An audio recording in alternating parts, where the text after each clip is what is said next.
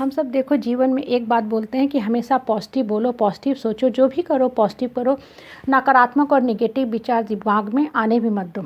अगर आप निगेटिव बोलोगे, निगेटिव सोचोगे, आपकी जीवन की दिशा और दशा वैसी ही होती जाएगी। इसे हम एक प्रैक्टिकल एग्जांपल से देखो बता रहे हैं।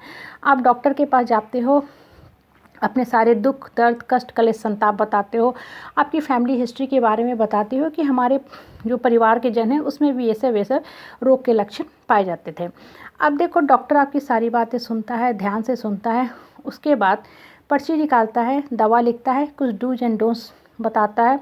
अब क्या बोलता है कि बाहर मेरा लड़का है, स्टाफ है, उसके पास जाइए, वो सारा आपको बता देगा कैसे दवा खाना है।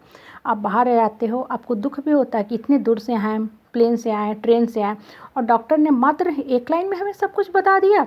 आपको अंदर से थोड़ी कमी भी खलती है। लेकिन आपने कभी इस चीज़ के बारे में गौर किया है कि डॉक्टर क्यों कम से कम शब्द का इस्तेमाल करता है? देखो, डॉक्टर का जो जीवन होता है मानव कल्याण के प्रति होता है, डॉक्टर का लाइफ पॉजिटिविटी की तरफ होता है। लेकिन उसे देखना किसे है? रोगी को देखना है, रोगाणु कीटाणु विषाणु बैक्टीरिया वायरस के बारे में उसे सिर्फ और सिर्फ उसको डायग्नोसिस करना है।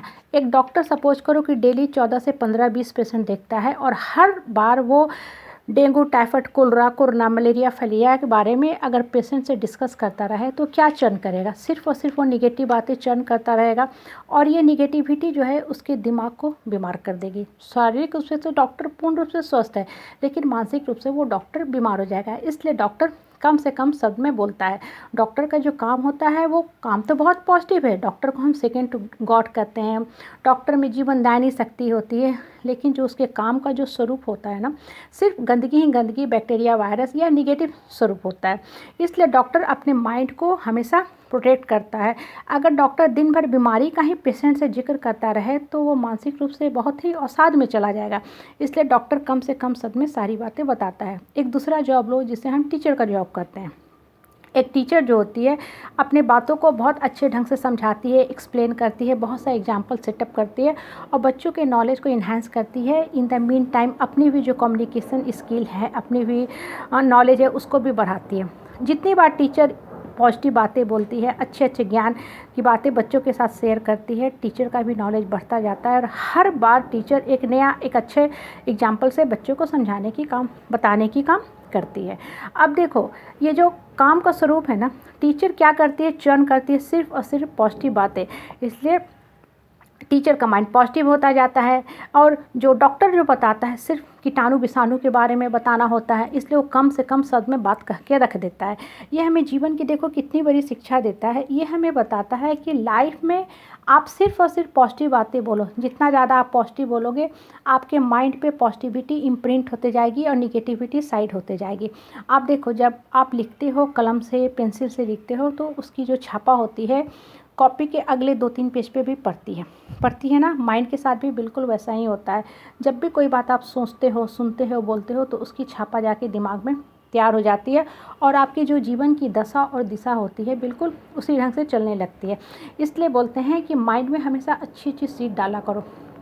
एक शब्द होता है जिसे हम कहते हैं साइकोसोमैटिक, मतलब effect of mind upon the body.